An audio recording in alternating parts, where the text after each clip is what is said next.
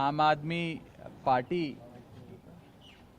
को छोड़ भारतीय जनता पार्टी में विलय करने के बाद एक प्रतिशोध और बदले की आग में जल रही पंजाब सरकार और आम आदमी पार्टी ने जिस प्रकार से वेंडेटा पॉलिटिक्स और बदले की भावना से प्रेरित होकर पंजाब की स्टेट मशीनरी का इस्तेमाल करके तमाम वे सांसद जिन्होंने संविधान के प्रावधानों का इस्तेमाल करते हुए आम आदमी पार्टी से अपनी असहमति दर्ज कराते हुए उसे त्यागा, इस सारी वारदातों को, कथन को हमने आज ऑनरेबल प्रेसिडेंट ऑफ इंडिया के समक्ष रखा और सीधे तौर पर यह बात कही, और मैं आम आदमी पार्टी को भी यह बात कहना चाहता हूं कि जब तक थे आज्ञाकारी तभी तक थे संस्कारी, साथ छोड़ते ही बता दिया हमें भ्रष्टाचारी।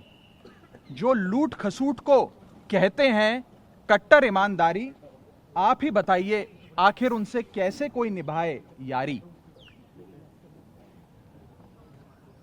आम आदमी पार्टी जो पानी पी पी कर सुबह से शाम तक पूरी दुनिया पर बदले की राजनीति का आरोप लगाती आती है, वे आम आदमी पार्टी आज अपनी नाव को डूबता देख वे सांसद जिन्होंने अपना रिश्ता नाता तोड़ लिया आम आदमी पार्टी से, उनके खिलाफ एक बहुत ही डेंजरस वेंडेटा पॉलिटिक्स कर रही है।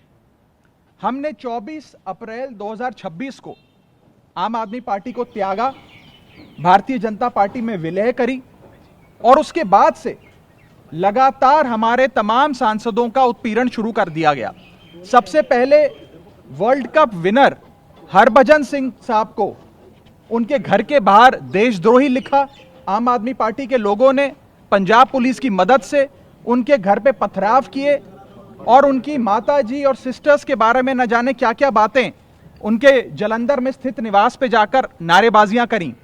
उसके बाद हमारे साथी राजेंद्र गुप्ता जी जो पद्मश्री हैं और एक बहुत बड़ी फैक्ट्री पंजाब के मालवा इलाके में चलाते हैं, जिन फैक्ट्री की वजह से करीब 30,000 लोगों के घर का चूल्हा चलता है, उस फैक्ट्री को बंद करने के लिए पानी का कनेक्शन काट दिया पंजाब सरकार ने।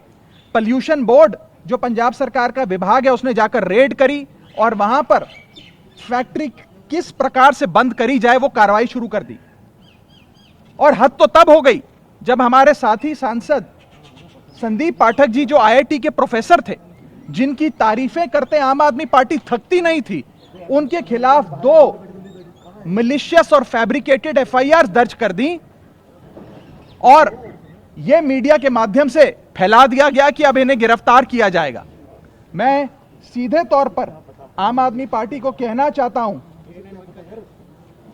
कि आप ये विजिलेंस, ये पॉल्यूशन बोर्ड, ये पंजाब पुलिस का सहारा लेकर जो बदले की भावना से कार्रवाई कर रहे हैं, ये एक डेंजरस खेल है जिसकी शुरुआत तो आपने कर दी है, लेकिन इसका अंत बहुत खराब होने जा रहा है। इन चीजों से बचिए, इन चीजों को बंद करिए।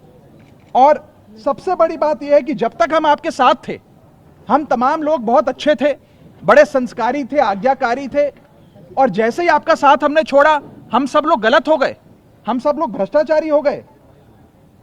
सूत्रों के मुताबिक यह बताया जा रहा है कि अगला टारगेट मैं होऊंगा। अब ये मेरे पर भी कोई कार्रवाई करने जा रहे हैं। मैं पहले ही आप लोगों को सूचित कर देता हूं कि कोई मनगढ़ंत मुकदमा ये लोग अवश्य मेरे खिलाफ बनाने का भी प्रयास कर रहे होंगे, क्योंकि इन्होंने हर संभव प्रयास करा कि हम सबकी छवि को भी खराब किया जाए।